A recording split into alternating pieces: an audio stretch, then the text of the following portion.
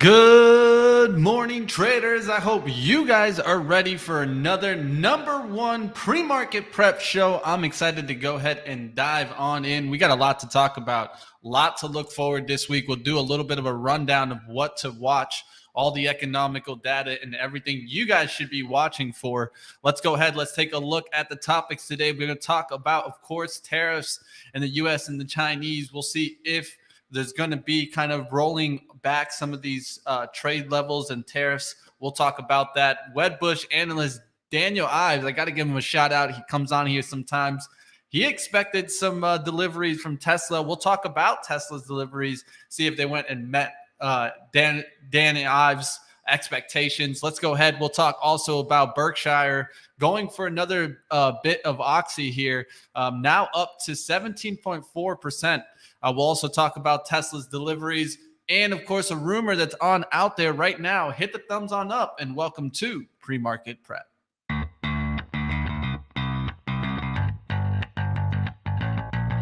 Coming to you live from downtown Detroit, this is Benzinga's Pre-Market Prep with your host, Joel Elconin. This is a volatile puppy here, isn't it? And Dennis Dick. I'm bidding a penny. I will buy the stock for a penny. With everything you need to start your trading day.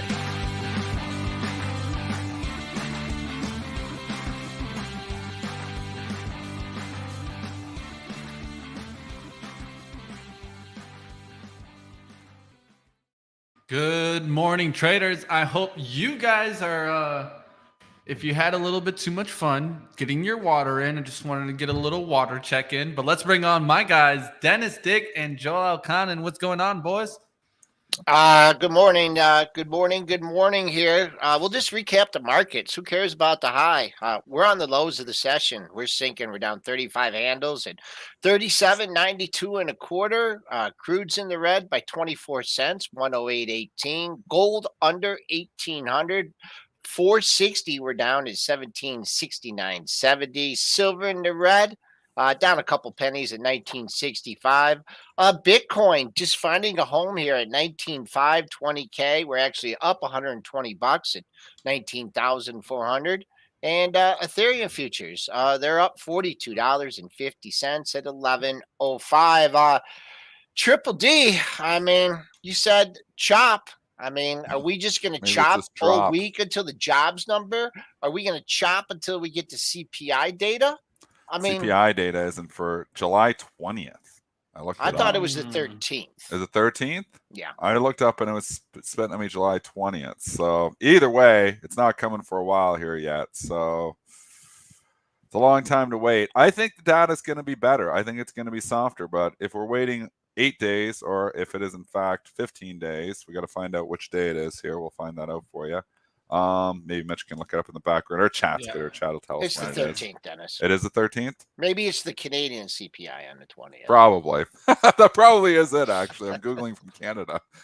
I guarantee you're right. I just Googled it quick this morning. So anyways, I mean, we're in a situation where what's the driver here? Really, until we start seeing soft CPI data, it's hard to get bullish. So I'm going to stick with the same thing.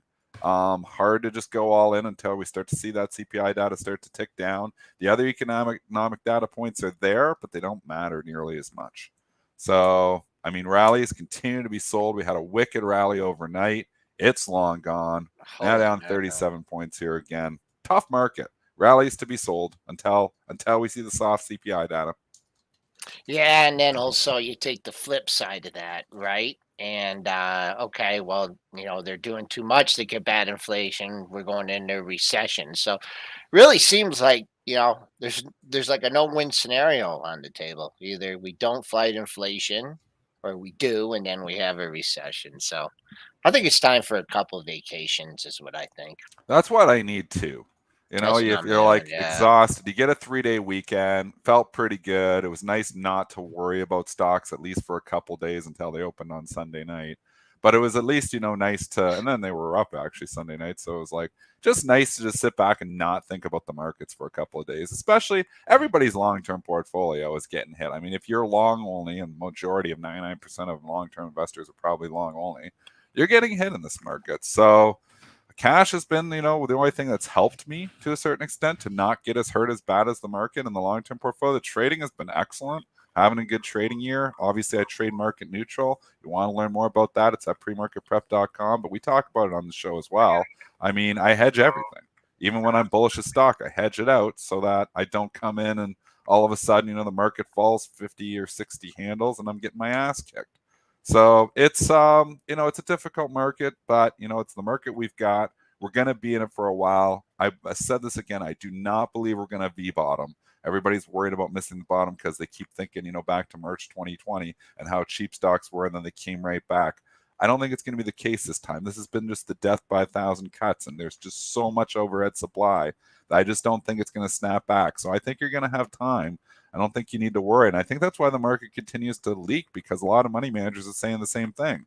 Do I have to rush in this market? Is there a worry that I'm going to miss the bottom? Or it seems like I wait a few days or I wait a few weeks and I get stocks cheaper. Tough market. Who's going to warn this week, right? We had, we had a couple warnings, last week in different sectors, and Q2 earnings season coming up. I mean, but hey, things always are looking, darkest sometimes at the bottom. So we'll see what happens. We're continuing. All right. Don't have anything here for you. Yeah, it's leaking. What to watch this week? I'm going to run into some of these kind of things that you guys should keep on your radar, right? There's PMIs for the Euro area, India, among others, Tuesday. U.S. factory good, durable goods will be released on Tuesday, so keep that on watch. Of course, the FOMC minutes will be released on Wednesday, but that's not all on Wednesday. You got U.S. PMIs, ISM services, and JOLTS jobs opening on Wednesday.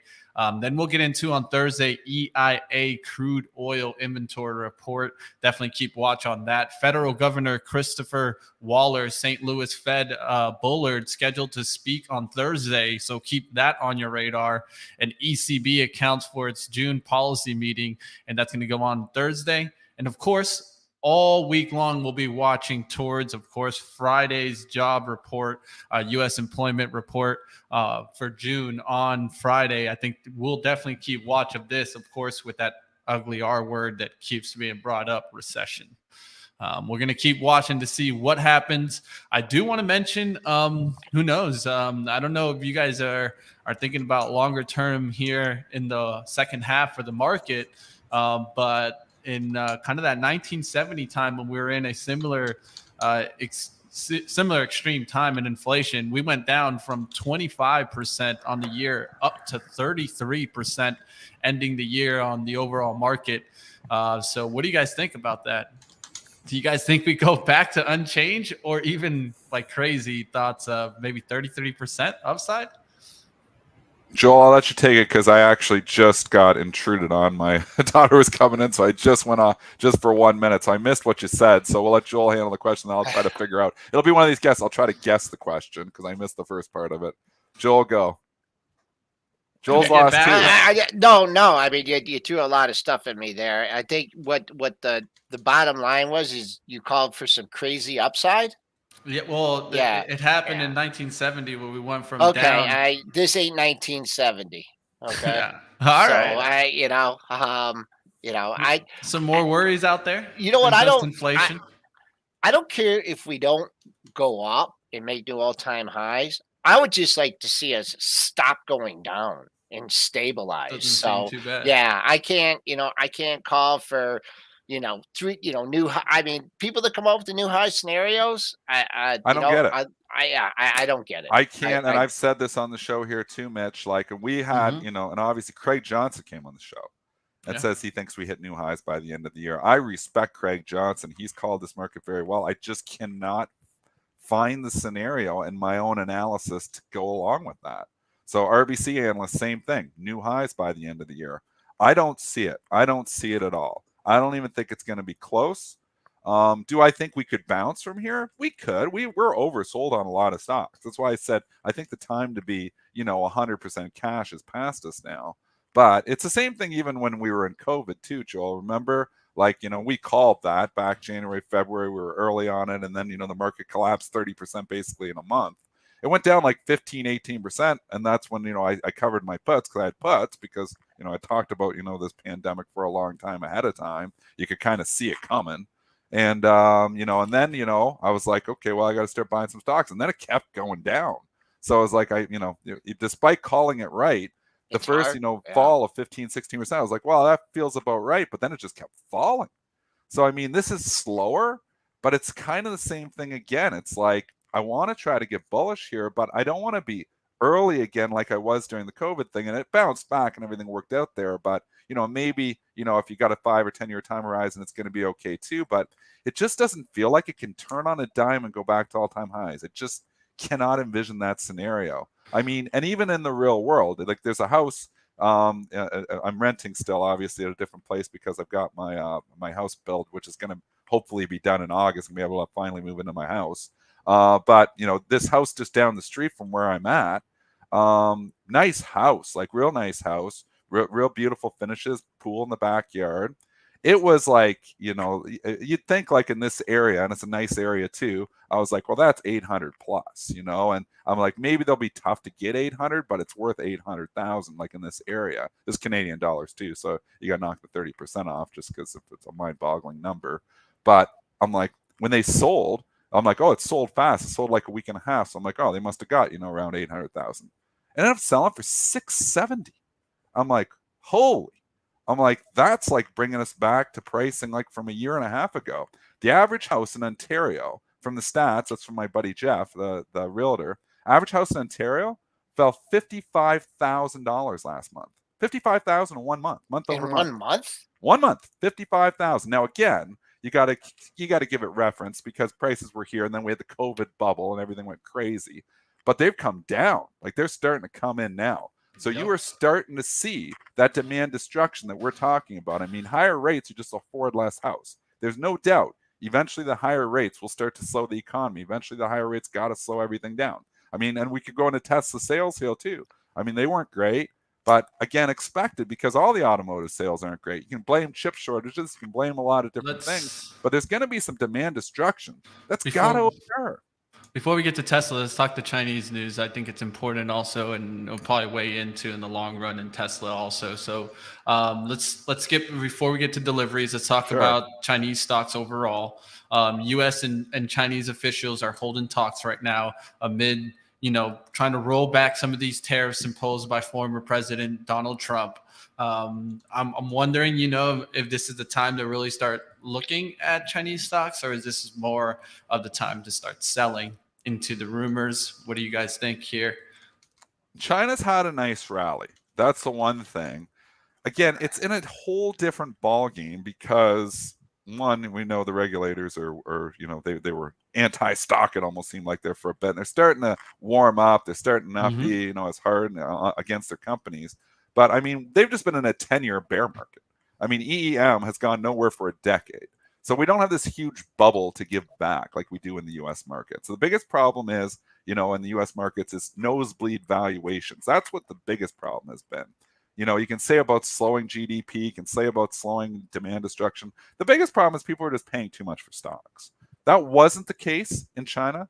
That hasn't been the case in Europe for a long time. The world markets have not done well compared to the U.S. markets. The U.S. market's been the best place to be for a long time. And that might continue with all our technology companies. But when you just stop and you look at the EEM, is this where all the air is going to come out of? There's not that much air in it. So I'm not as scared for that reason that I don't think you're going to have this big sell-off, in emerging markets. Now, with that being said, I mean, if we start to go, and geopolitical risk is always a concern here. If China starts to talk more, on the Taiwan situation, I mean, that can change.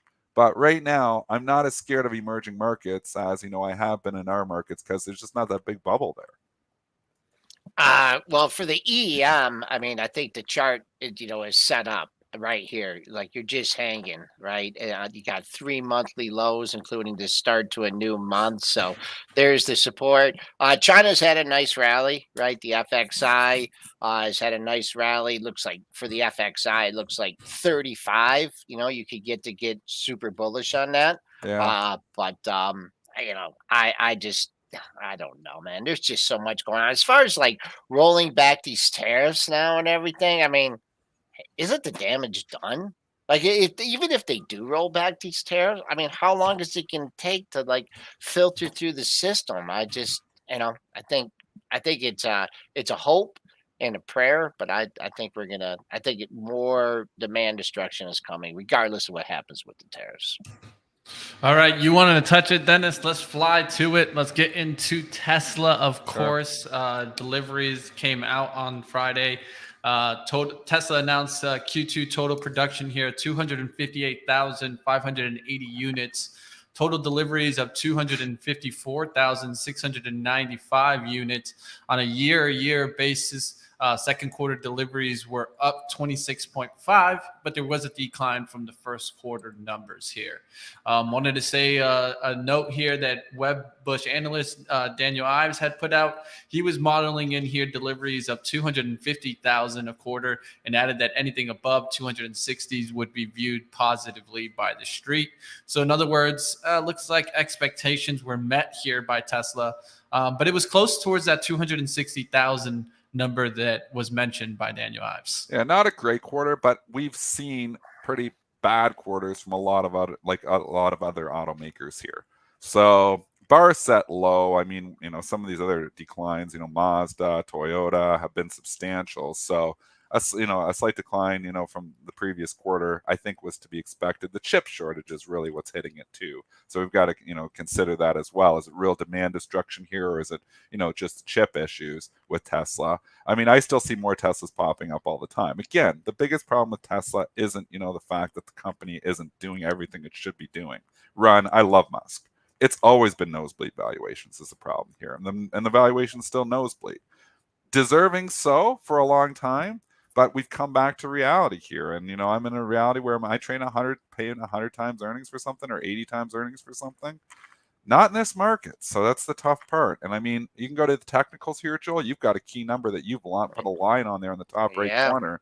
I mean, that's a number it absolutely has to hold. So below that, it could get really slippery and ugly. But give us that number, Joel. Yeah, the low of the move is like 620 and change, and you've come down that area, but just keep it simple. On the downside, to break 620, you got a date under 600 here. Let's see, the next monthly low is 571.22. I mean, really, it's been a negative market. The street has not really. I mean, there's been pressure on it since the Twitter deal, which we don't like to hear anything about anymore. And where was Musk selling stock? I mean, he was smart, man. He was selling a lot, not a lot, but asking Twitter, should I sell stock? Yeah, he sold a lot at the top, man. Yeah, he did. It's a smart way to go about it. Yeah. Oh, I should pay more tax, and he's trying to. It was a smart way to come out of it. I mean, I don't know if it was with some of that money, obviously going to go and buy Twitter. I'm not sure he did the right thing with that. I think it'd probably almost be better in Tesla. But with that being said, I mean, yeah, he spun it in a way that, it sounded like he was just, not just ringing the register. But when you look back, he sold a lot of that stock at really good prices. Should be a trader, Musk. He does everything well. Right. So, and then just short term here, there's pressure on it. Are we at last week's low here?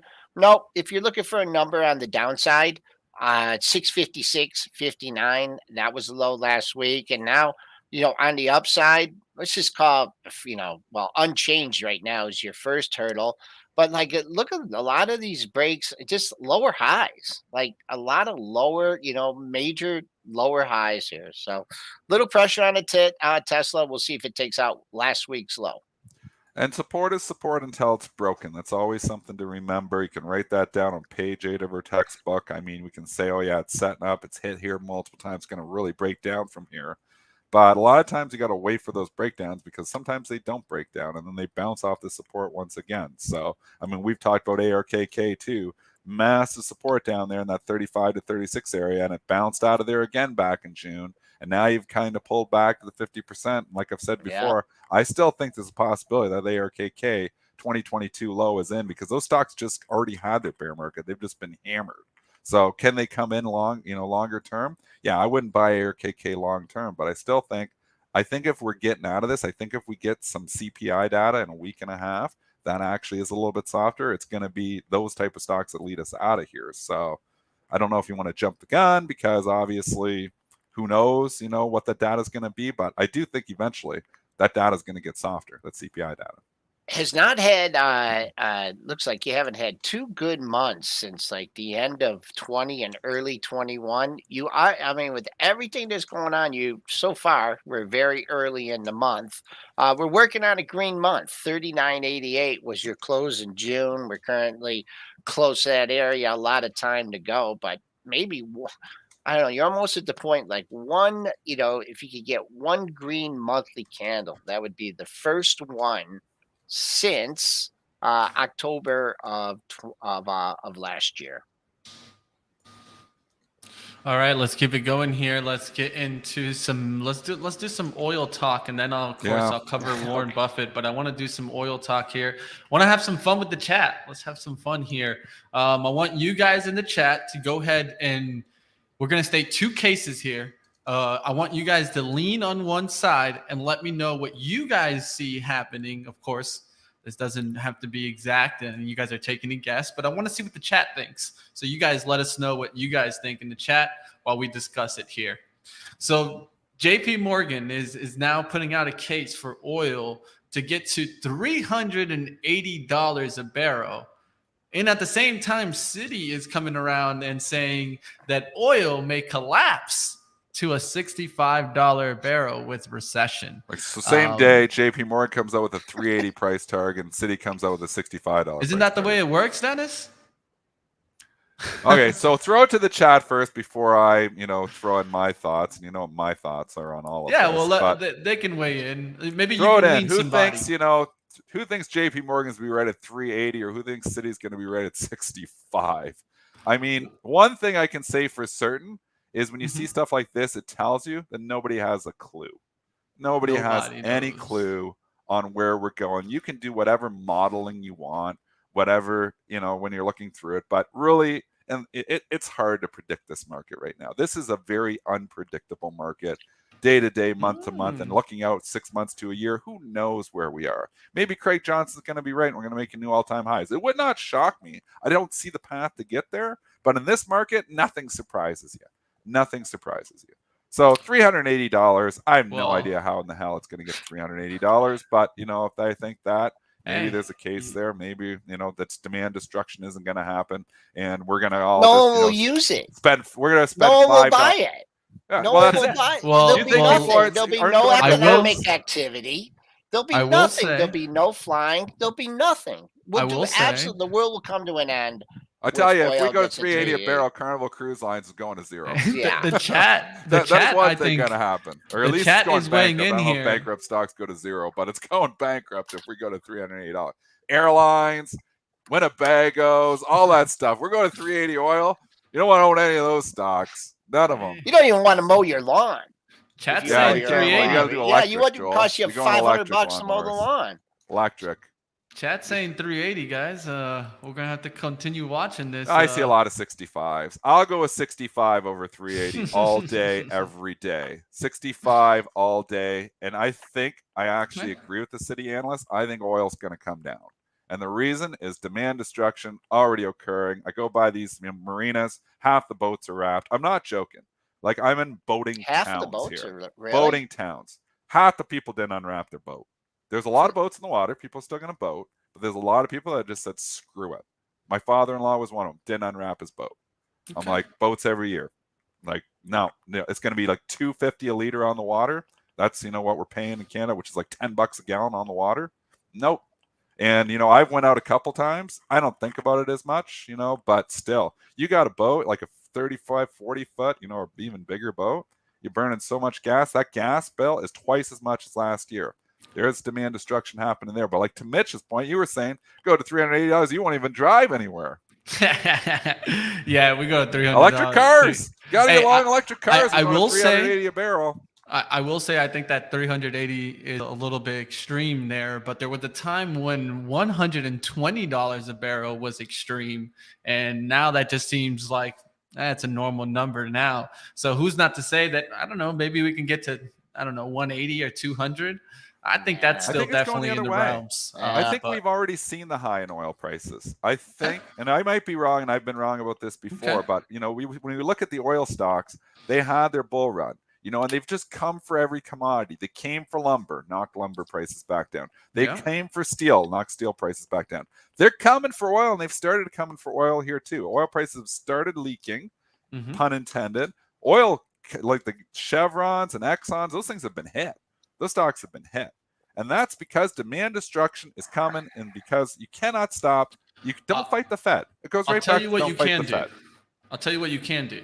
You might want to hedge by maybe doing a Warren Buffett move. Yeah, I see That's who's Just on buying this. some Oxy stock in the meantime, right? It's a life hedge. It's a life Because hedge. you know what? It's a life hedge, yeah, because you need oil with everything. So if you own oil stocks, you're hedging your life. So it's not a bad call that way. Not a bad call. That's my man Warren Buffett stepping up to the plate again, guys, buying another 9.9 million shares of Occidental Petroleum, Oxy, raising the stake to 17.4%. That's pretty big now. Berkshire paid about 582 million per shares, according to a Friday night filing. Buffett's company in Oxy now is the largest shareholder, owning 163.4 million shares worth about $9.9 billion. If there was any oil stock that I would buy right now, and I don't own any of them right now, it would be Oxy. That said on the show on Friday. It was the other analyst that said it, last week. Yeah, he owns enough of it that I think he's gonna buy the company. I think he could end up buying it out for like $80 a share. So I think eventually Warren could buy OXY. He's just accumulating so much of it. I mean, maybe he just keeps buying it like this. I mean, it's kind of smart. Just keep buying it in the open market. I mean, if you accumulate 30, 40% of the company and then take it over, it's a hell of a lot cheaper for you to go about it that way. So I think he's accumulating a huge position in this for a reason. I think eventually going to take it private. I think there's a possibility. Like, this is my opinion, but I think it's a possibility. Can you think, and someone would have to do the research on this, I mean, has he owned a larger percent of a company that he hasn't taken over? I mean, just to keep accumulating like this? Probably, but it's writing's on the wall here that he wants this company. Right. Yeah, the only thing I would say is that maybe Apple. That's the only one you can say he doesn't own it, but he has a big position in it. He has a big, but I don't think as big as on a percentage basis. He can't afford to buy it. Yeah, he can't afford, but... He could afford to buy it. What's Oxy's market cap? Like, let's just play, Yeah, let's do it. Can he swallow it? I'm pretty sure he can. He's already got, what, 17% of it? 55 bill? Yeah. 55 billion? For Buffett, so let's say he gives us 70 bill. He has 9.9. I think there's a distinct possibility he buys the whole company. So Buffett, 40% of his portfolio is Apple. He doesn't own 40% of Apple. No, 40% of his portfolio, yeah. Yeah. Obviously, he doesn't own that much. Apple. 40% Apple, that would be. All right, we're trying to rebound here a little bit. I don't think we had any specific news. I just think there's just nothing in here. No news is that good news? No news might be bad news in my eyes, because there's so much worry and as investors out there, right? So you need something good to fluff us up a little bit.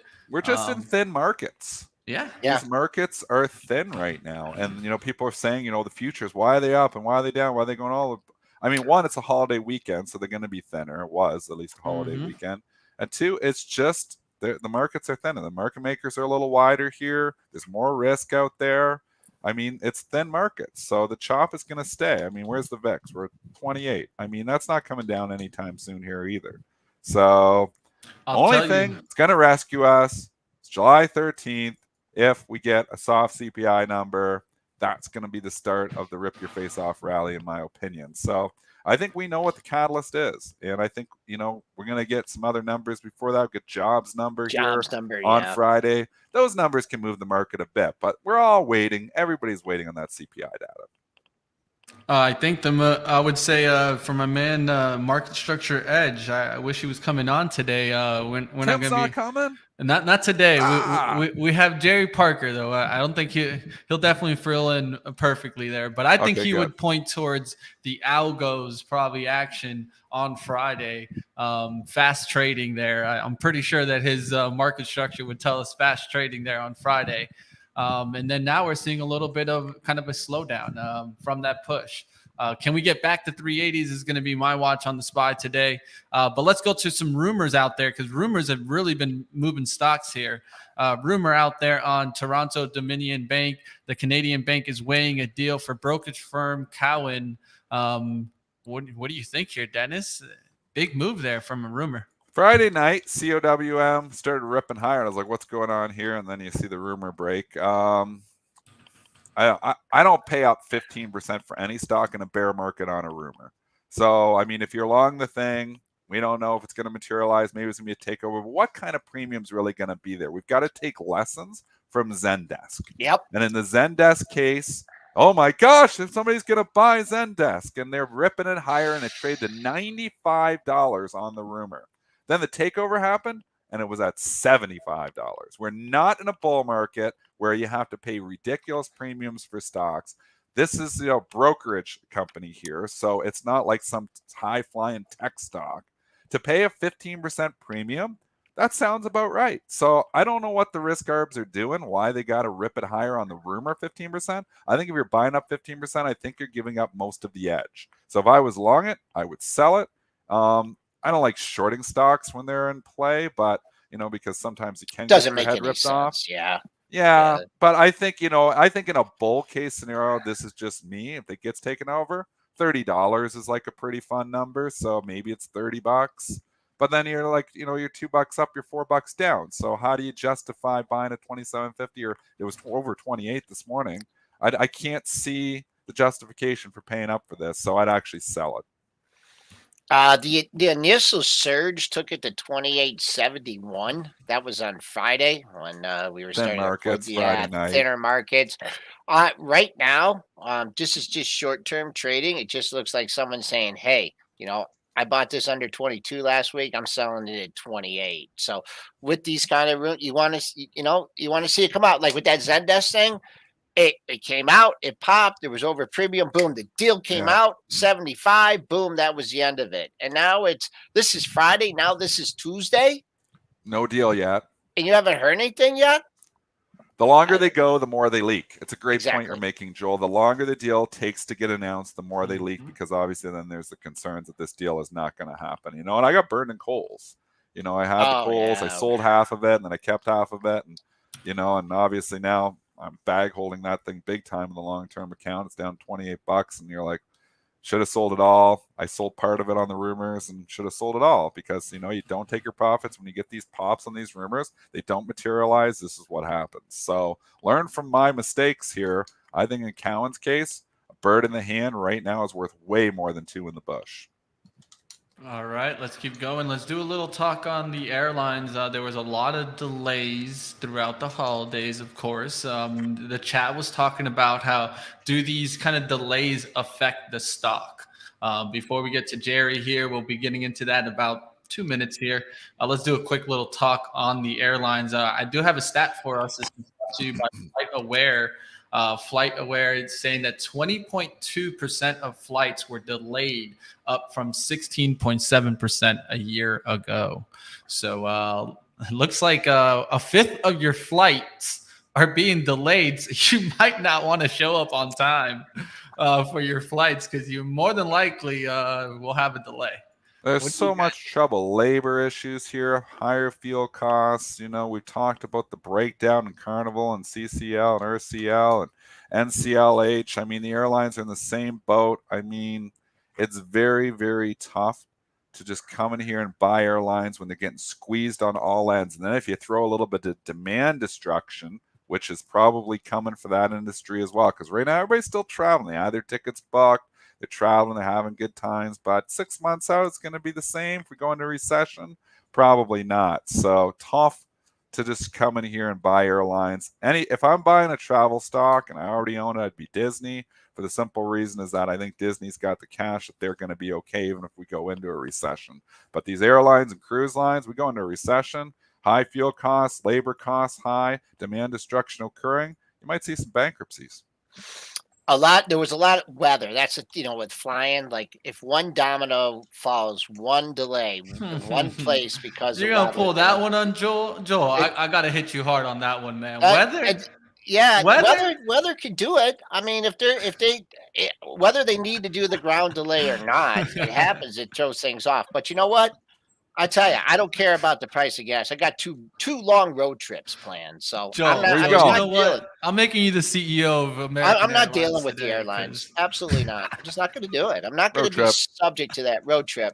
Dennis, Road trip. I don't know if I could swing up. No, you're kind of out of the way on this one, but no. Airlines, they've never seems like they've never been in a bull market, right? I mean, if you look at their relative performance over the years, they just haven't been great investments. So starting Even out, before COVID. yeah, I mean, pre-COVID, yeah. like let's look at American Airlines. When we were on so it was $59 a share in 2018.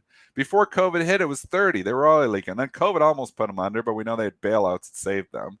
I think the bailouts are coming this time. I mean, maybe they are at a certain point in time, but they're not going to bail out the shareholders. They might bail out the companies from folding, but that's what it's happens. tough skies ahead. Unless you're going to see a collapse in oil price, which maybe that can occur. If oil goes to $65 a barrel, maybe these airlines, that's going to help them big time. So if oil goes to 380, I ain't going to 380. But I mean, even if it continues to stay elevated for a prolonged period of time, these airlines they're burning a lot of cash right now.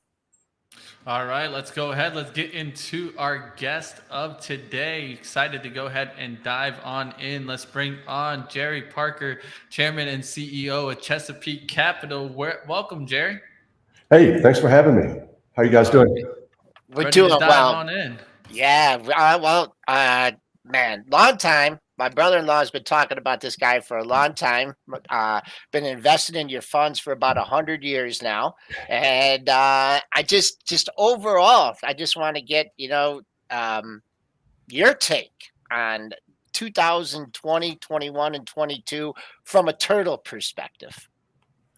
Oh, wow. That's a good question because I'd have to say that this is the best 2.5 years I've experienced trend following in these markets, sort of risk adjusted. I've made more money, but I'm more calm and risk averse now. But these markets have just been amazing. The commodities started in the fall of 2020, and probably we hadn't made money in the commodities in 10 years.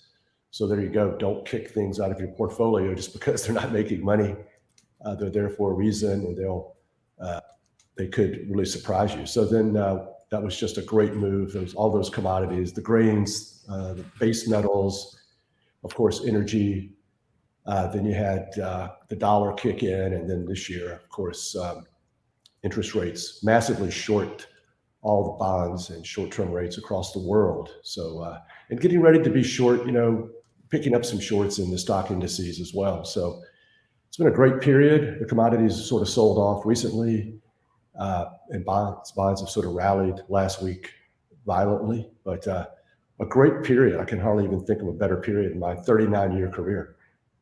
Okay, so let's just get to some of these individual commodities. I don't know if you were listening earlier. You got one analyst talking about $65 crude, and you got another one calling for $380 crude. I don't think there's any way that the economy could sustain that. People just wouldn't buy it or wouldn't do anything. How much of what you look at is fundamental and technicals, and is it just sticking to your system?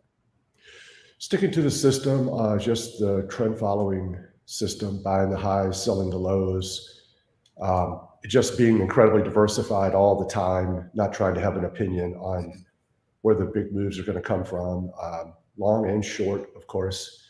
So I don't really pay any attention to the fundamentals, although I kind of do prefer my positions to be more or less opposite the fundamentals to some degree. If people are talking up the positions, then that will get a little worrisome. $380 crude is not going to help me my long crude position.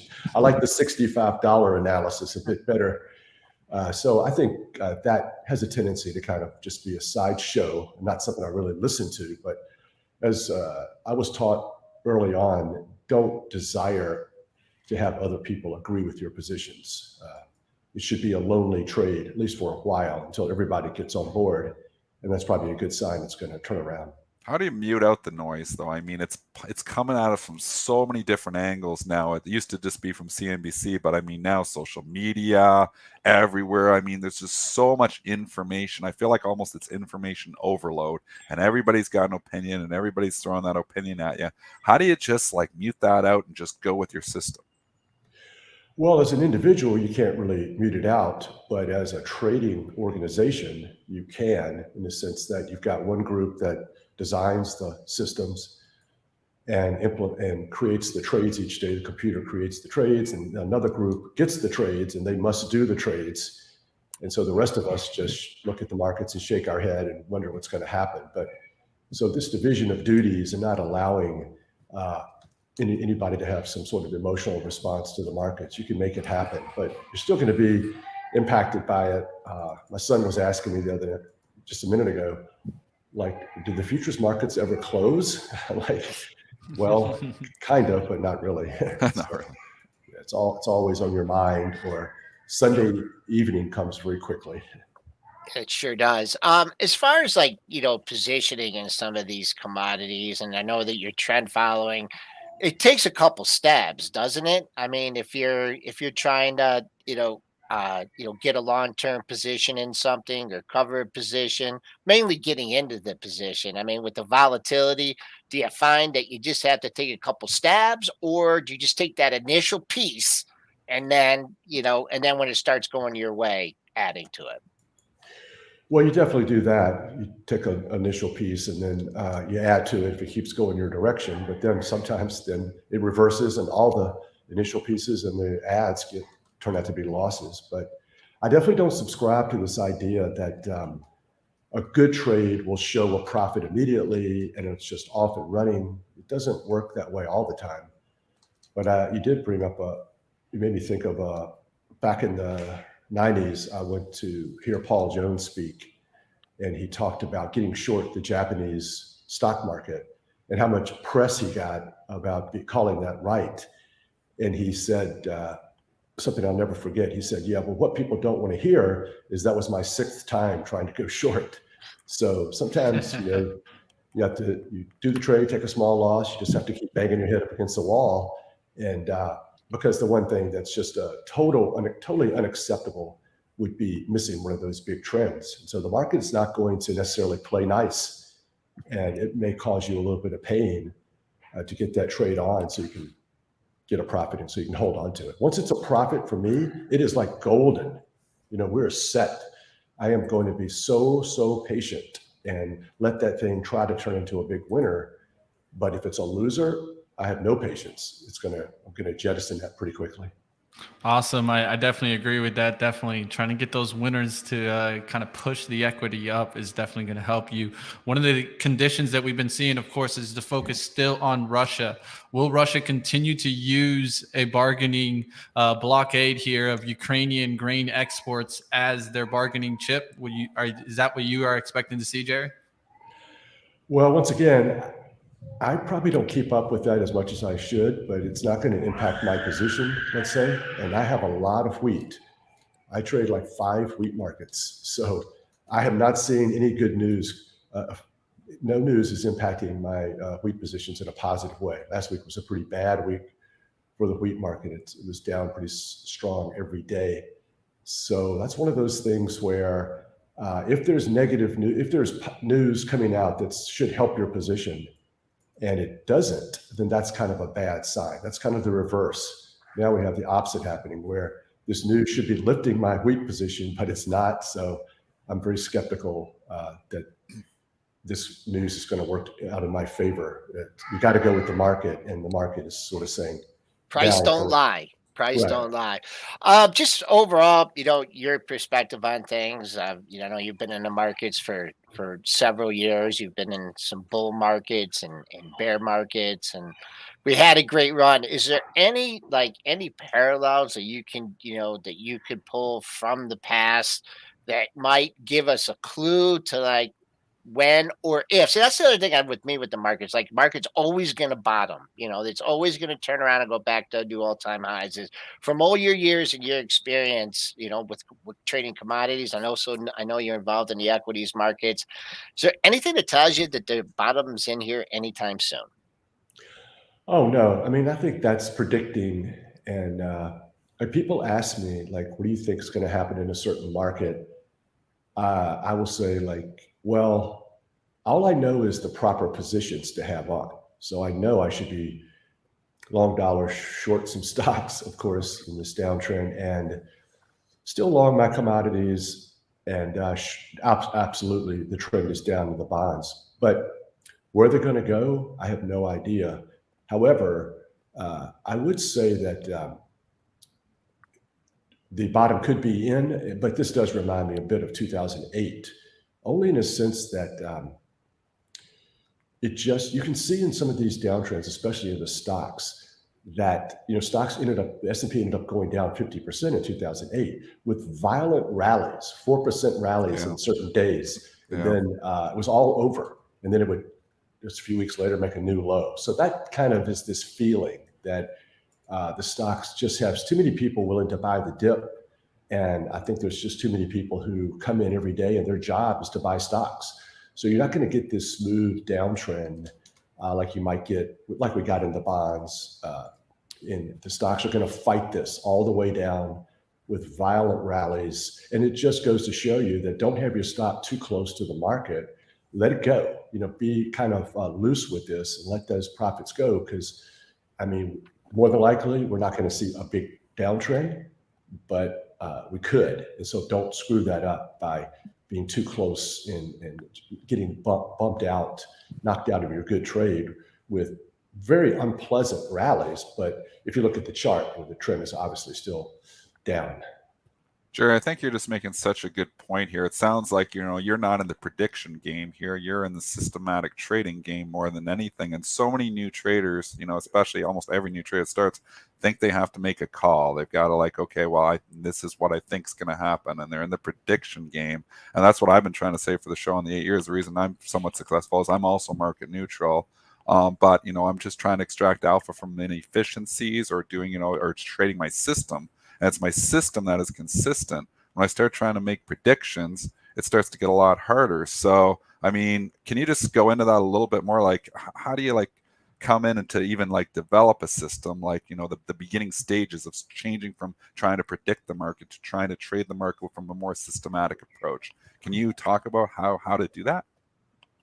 Yeah, I mean, I use the simplest possible way is just moving averages or breakouts. Just all you're trying to do is diversify and get in gear with the different trends, stocks, commodities, bonds, and interest rates and FX. So, you want to trade a lot of markets and put a lot of small trades on and just be in gear with the trend as you see it. And thankfully in my career, whenever I have, of course, I'm human, I have emotional situations where I've gotten out of a trade too quickly or bypassed a trade. It's always punished me. So I've never, been successful in discretion. So that's a good thing, because you want to keep reminding yourself how the opposite of systematic and rules-based has never really worked out. But I think taking small losses is not as difficult. The hardest thing in the world is to hang on to a big profit because we just want to get out and book that profit. And you just have to keep telling yourself, no matter what the market looks like today, it looks pretty stupid that I'm still long wheat, for instance. And I'm sure a lot of my friends are out of wheat, but you just got to keep relying upon that back test in the systematic approach, because there's really no evidence that you can predict and you're going to do anything. Your performance is never going to be better than following your system. I mean, that's definitely. One more question. Are you sticking right to the moving averages, or trends? It's a little bit subjective when the trend is broken. I mean, I look at wheat and we can use that for an example. I mean, if you look, it depends on your time frame. If you look out far enough, there's definitely still, it looks like the trend is higher. But when you look short term, it looks like the trend is broken. It's like, what time frame do you use to really, just determine whether the trend is still intact or not? That's a very good question. That's a deep question. I love that because, yeah, I think you don't want to look at the markets with this subjective viewpoint that I think the trend has turned, because you're 100% right. Successful traders need to have multiple time frames. So I have a short-term time frame and a long-term time frame and a few time frames in between, right? So I'm spreading out my trades. I'm trading shorter term and longer term just for the diversification purposes. And so my first system can be short, my longest term system can be long still. So this is using these metrics and these moving averages and breakouts. This is a very objective way of trading. And then trying to sort of talk about, well, has the trend changed? That's way too subjective. So you don't really want to think in those terms. You want to think in terms of, I have these rules, I'm going to follow them.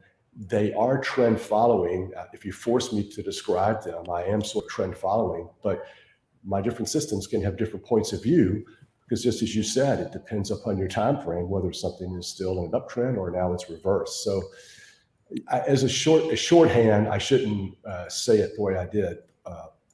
These systems, they are trend following these rules, but they have their own mind and they sort of can disagree with each other. And that's fine, because they all make money and they smooth out my returns to some degree. All right, definitely. We'll go ahead and wrap on up with that. What main thing I get out of there, guys, is know your time frame, right? Knowing the time frame that you're in from the short term or the long term trades are definitely going to go ahead and make a change there. Thank you for coming on, Jerry. I appreciate you coming on here. This is the Capital CEO, also Chesapeake Capital and chairman. Also, thank you for joining us today, Jerry Parker. Thanks, guys. Appreciate it. Thanks, Jerry. All right, let's go ahead. Let's start wrapping on up. We do Lots want to of go lessons, ahead and get some. I think we should trigger stop time this. going. No worries. We'll talk about that. We'll talk about it, Dennis. Just lots of lessons that we can learn from Jerry there. I mean, so many people. Again, I just want to go in. It's the same thing, especially from non-traders. Like people, what do you think is going to happen with this? What do you think? How often do you get that question, Joel? I mean, you go to a family function and everybody attacks you and they want to know, what do you think is going to happen to Bitcoin? Yeah, that's what do you think is going to happen to Microsoft? What do you think? What are you buying today? I mean, this is, for anybody who's traded for a while and other people know you're a trader, that is the question that you get. It always starts with, what do you think? What do you think? And the biggest thing I want to teach you guys here today is what Jerry was saying is, we don't get paid to think. We get paid to implement systematic approach and extract alpha from that systematic approach. Whether, he's got a system of following trend, moving averages, he's got a system that works. Obviously, I'm more of a pairs trader where I'm looking at relationships. I make the majority of my money because, we got one stock going one direction and one stock going to the other, and these two stocks are related. And I'm saying that the relationship's going to come back in, and obviously lots of other different inefficiencies as well. But, that's how I make my money. My money isn't made from saying, I think oil's going to $65 a barrel. That's not where I'm making my bucks. Can I make a bet on that? And is it fun to make a bet on that? Is it fun to make a call? Sure. My bread and butter is systematic approach. It's why, I'm fairly consistent and making money on a monthly basis. And it's in 22 years, I always get punished when I try to make a call. It seems like, you're wrong, for whatever reason. So again, it's hard for people to understand that the market isn't, and when you're trading for a living, it's not about predicting. It's about developing a systematic approach to the market and following those systems. And then, obviously you got to make adjustments for the types of markets that you're in. But I mean, a good system, like when you're trend following, makes the adjustments for you. Dennis, what I always say is keep the odds in your favor and find out what truly edge it really is so important for traders on out there. They can say that they have edge, but the true way that you'll know you have edge is if you have a quantifiable approach and you can actually run what's called the acid-base test. So if you guys want to check that on out, what is that going to do? Is it's going to be a test to determine if your strategy is more objective or subjective. If there's some subjectiveness left there, then maybe you got to find out ways to make it more objective to go ahead and nail it down. You guys can look a little bit more about that. Dennis always going to go ahead and help us on that because why? He's in the dirty work. He's doing it every single day, guys, and he knows how important his edge is and how it doesn't necessarily rely on any subjectives in there. And that's why you always see Dennis kind of flip, right? I mean, that's why you see his flexibility in his trading is because he's not trying to make subjective decisions, but objective ones. And Yeah. in my long-term account, which underperforms my trading account, I do make those types of decisions, because I'm investing. It's long only, it's market dependent. And people keep asking, why do you even have a long-term account? Why don't you just trade it? Because you're trying to build wealth over the long run. I mean, like I said, my average cost basis on the Qs is $44.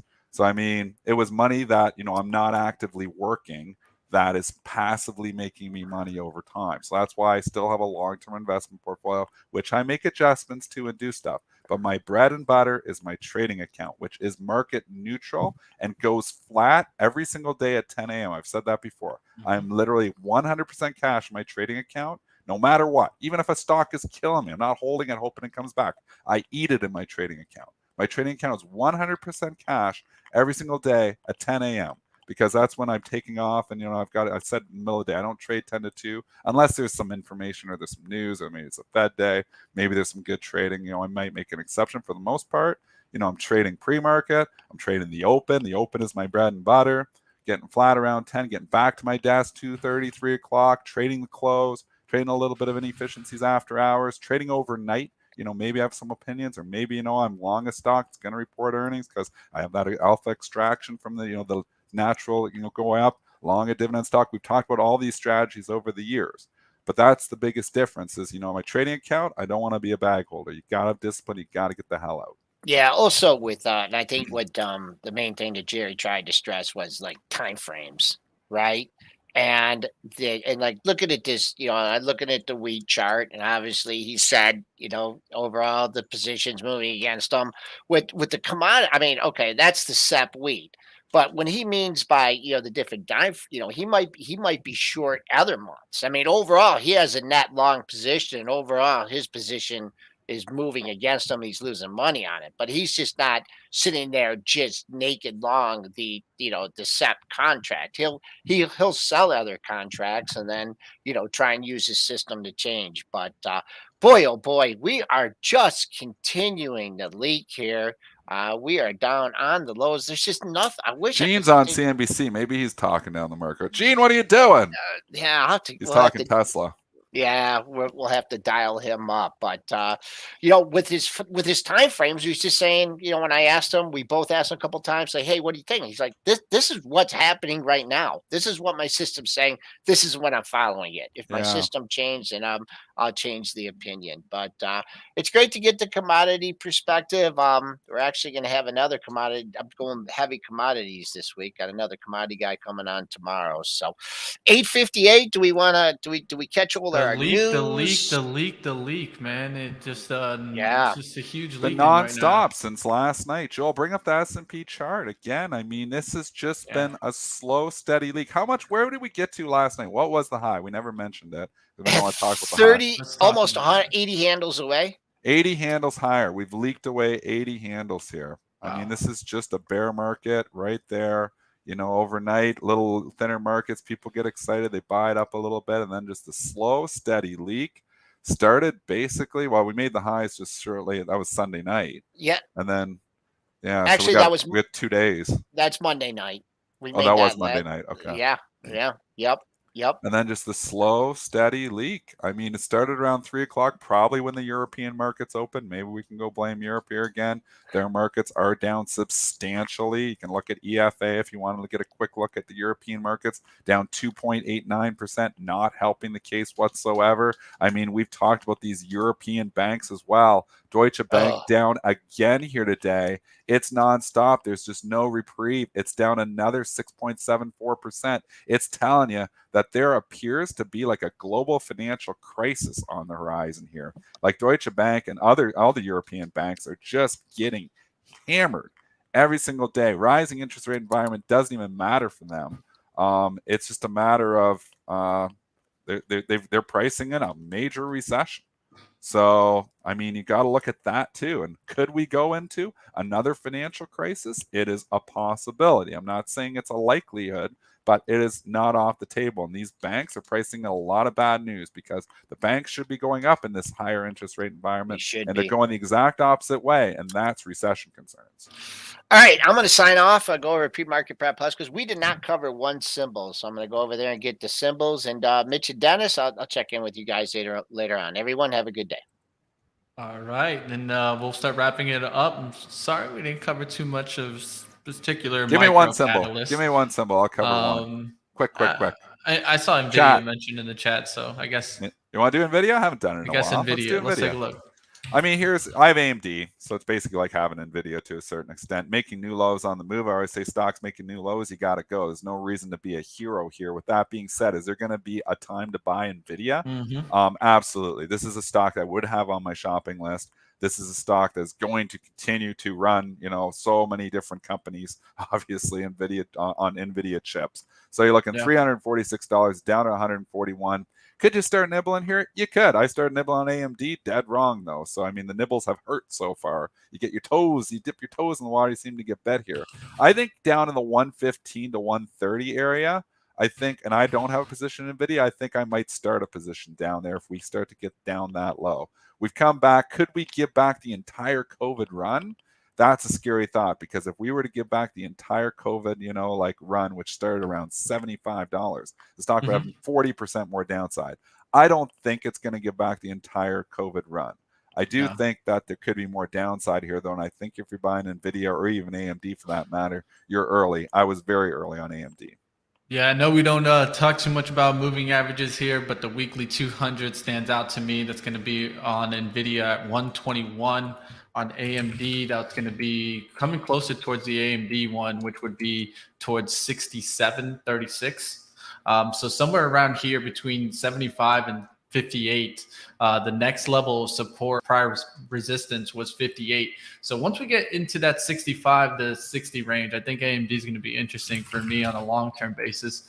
And same thing for NVIDIA down towards 125. I definitely think you are getting to the point where you could try to start nibbling, but like always, just determine your own risk assessment and how you're trying to approach the trade, right? And I think that's one thing that we also got earlier today is thinking about those levels, right? And if you think about levels like that, I think it's always important to understand, hey, all right, so if I'm going to start nibbling in here, where do I nibble again? And what's the ultimate risk? Ask yourself, hey, if this stock just keeps going down, where am I going to have that pain threshold where I'm saying enough's enough and I'm getting out? And I think as a trader, so if I'm wearing two hats on this NVIDIA chart, as a trader, I wouldn't touch it. As a long-term investor, I wouldn't touch it unhedged. I just like to buy it and say this is the bottom. As a long-term investor, it's a different story. At a certain point in time, like 125, maybe I start a position in the long-term portfolio. But as a trader here, there's no reason to be a hero here. The stock is making new 52, or at least new. I think it's new 52-week low here today, or getting close to it if it's not. Yeah, it is, because it made the new lows back in May. So we're making new 52-week lows. Tough to be long stocks making new 52-week lows. Yeah, it's definitely telling me that it did not want to hold to the 155 support. And now where is the next level? I'd say don't play the hero also. That's what Dennis is kind of pointing to. There's no need to be the hero, especially if, let's say, if we were to rip and rally and then that was happening. Well, that'd be a different environment. But right now the environment is telling us to be more careful right now, right? And I think so. And a lot of things are going to be pointing towards both sides. You'll see a lot of talk, of course, about recession. Are we going into it? Everything, I think, is going to be focused on the jobs number this Friday. But like always, we reviewed on the data for later this week. Pay attention to that. I'm going to let Dennis go ahead and do what he does. We'll have you back, man. And Shark Oh, yeah, baby. Daddy Shark here. Hey. All right, guys, we're going to wrap on up. Get you guys over to live trading with Benzinga. Stay tuned later today. Of course, we'll have Benzinga live. We'll also have, of course, stock market movers with myself. Don't miss that, guys, as we cover all the headlines, especially if there's any intraday action. I'll be covering that. Then later on in the day, we'll have Moon or Bust. Oh, actually, it's Tuesday. We're going to the roadmap today. We'll do some roadmap NFT coverage and then get you guys on over to At the Close with Joel Elconin. So I'll see you guys there. Stay with us. Come trade with us. Come Come hang out on live trading. Let me know what you guys think in the chat. If you guys are enjoying live trading, what do you want to see more of? Come check out Lord Ryan and, of course, Zunaid. We'll see what happens coming up on the day. Smash the like as we get on out of here, guys. And like always, let's keep going right here on Benzinga.